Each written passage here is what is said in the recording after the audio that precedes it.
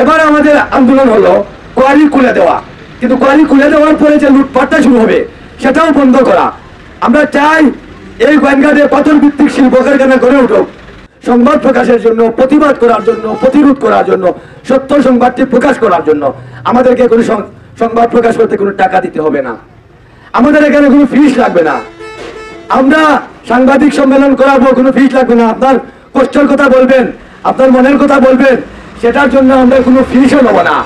এবং আমরা এখন পর্যন্ত আমার 20 বছর সাংবাদিকতায় আমি জাতীয় দৈনিক সোনালীগঞ্জের বিভাগীয় দায়িত্বে বিগত নির্বাচনে 22 প্রার্থী ছিলাম। এখন পর্যন্ত কোনো বঙ্গার কোনো চোরাচালানের কোথাও আমার নাম নেই। আমার সাথে যারা রয়েছে এখানে, আমার আপন দুই ছোট ভাই রয়েছে, সবুজ ছিলেন সবুজ ছিলেন থাকে। আমাদের পরিবার কখনো কোনো চান্দা কোয়ারিতে বলেন আর আপনি চোরাচালানে বলেন, আমরা কোনো চান্দাবাজের সাথে জড়িত হই নাই। আপনারা অনেকে সাংবাদিক নাম শুনলে আপনাদের একটু কষ্ট লাগে, খারাপ লাগে, যে এরা তো সাংবাদিক না সাংঘাতিক না কি অনেক কথাই বলেন সাধারণ জনগণ। কারণ উদ্দেশ্য কি, সঠিক সংবাদটা আমাদের মাধ্যমে মানে উঠে আসে না। এবার আমাদের আন্দোলন হলো কোয়ারি খুলে দেওয়া, কিন্তু কোয়ারি খুলে দেওয়ার পরে যে লুটপাটটা শুরু হবে সেটাও বন্ধ করা। আমরা চাই এই গোয়েন্দাদের পাথর ভিত্তিক শিল্প কারখানা গড়ে উঠুক, যেখানে মানুষের কর্মসংস্থান সৃষ্টি হবে। এখানে বহিরাগতরা এসে সব দিক দখল করে রেখেছে, সব দিক তারা এখানে বহিরাগতের কারণে হত্যাকাণ্ড ঘটেছে, সেগুলো আমরা দেখেছি অতীতে। হত্যাকাণ্ড কারা ঘটিয়েছে? তাদের বাড়ি সিলেটে নাই। কারা টাকা নিয়েছে? আমাদেরকে লেবার হিসেবে ব্যবহার করেছে, কিন্তু তারা এখান থেকে টাকা লুটপাট করে নিয়েছে। তাই বিগত দিনের বিষয়গুলো আমরা মাথায় রেখে আজকে গোয়েন্দাট উপজেলা প্রেস ক্লাবের পক্ষ থেকে এখন আমি যে আন্দোলনের ঘোষণা দিছি, যে আমি যে দাবিগুলো তুলে ধরছি, আশা করি মিডিয়ার মাধ্যমে আপনারা বিষয়টা ছড়িয়ে দিবেন। আমি চাই গোয়েন্দাদের ঘরে ঘরে গ্যাস, আপনারা কি চান? হাত তুলে দেন।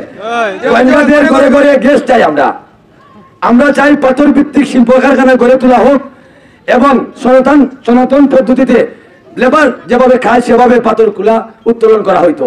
এখানে বিভিন্ন পক্ষে তাদের পকেটে নেওয়ার জন্য যদি কোনো অবৈধ রয়্যালটি আসে সেটা আমরা প্রতিরোধ করে তুলব। এবং আমরা আগামীতে, আজকে আমার ভাই বলেছেন লিয়াকত ভাই, লুটার দিয়ে এখনো চলতেছে। আমরা টিএনএ সাহেবকে বলবো, আন্টিমেটাল দেবো, আপনাদেরকে বলবো, আপনাদের সদস্য যারা আছে আপনারা আমরা লিখিত একটা দেবো, আপনারা স্বাক্ষর করবেন। স্বাক্ষর করার পরে বিভাগীয় প্রধান, জেলা প্রশাসক, টিএনও, ওসি, এসপি তাদেরকে আমরা দেবো, রিসিভ করে নিয়ে আসবো। দেওয়ার পরে আবার যদি শুরু হতে আপনারা বলবেন, আমরা যদি সংখ্যায় বেশি নিয়ে আসতে হয়, লোকজন আসবো। কারণ আমরা তো অনেকে হয়তো চাইবো যে বই ভীতি, হয়তো টাকা যদি কাই না দেয় বই দিয়ে চাইবো, হয়তো ভীতি সৃষ্টি করতো না, সেটা হবে না। কারণ আমার বাড়ি ফতেপুর ইউনিয়নে আমরা শুধু আমাদের সাথে ঝামেলা বাজাইলে শুধু আপনাকে ঝামেলা থাকবে না, এটা সিলেট শহরে ছড়িয়ে পড়তে পারে আনাচে কানাচে। বিধায় আমাদের সাথে কেউ ধাক্কা ধাক্কি করলে নিরাপত্তার বিষয়টা বিবেচনায় রাখতে হবে। বিষয়টা হলো যে আমরা সত্য কথা বলতে এসেছি, শ্রমিকের কথা বলতে এসেছি। এই জন্য শ্রমিকের অভিযোগ কার্যালয়ের সামনে আমরা মানববন্ধন করছি। আমরা এই মানববন্ধন থেকে হুঁশিয়ার করি যে আমরা বর্তমান সরকারের যে তত্ত্বাবধায়ক সরকার রয়েছে বা উপদেষ্টা পরিষদ রয়েছে, উপদেষ্টা পরিষদটা হলো এই দেশের মানুষের, ছাত্র জনতার আন্দোলনের ফসল। তাদের কাছে প্রত্যাশা অনেক বেশি রয়েছে দেশের মানুষের। কিন্তু আজকে যদি ওই তত্ত্বাবধায়ক সরকারের আমলে ঢাকায় বসে আর জাফলং চাঁদাবাজি চলে, আর তাদের লোকজনকে নিয়ে যদি আগে যারা রয়েছে শুধু পুলিশ পাল্টায় যদি আরেকটা গ্রুপ তাদেরকে মেনটেন করে, আবারও মানুষকে জিম্মি করে, মানুষকে আবারও শাসন করে, আবারও শোষণ করে, তা কোনো অবস্থায় মেনে নেওয়া হবে না। আর আপনারাও জেগে উঠুন, আপনারা জাগবেন, আপনারা জাগতে হবে। সাধারণ জনগণ যদি আপনারা জেগে না উঠেন তাহলে কোনো অবস্থায় আমাদের এই পরিবর্তন হবে না।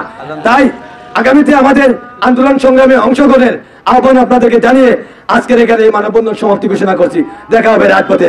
আসসালামু আলাইকুম। গোয়েন্দাট উপজেলা প্রেস ক্লাব জিন্দাবাদ।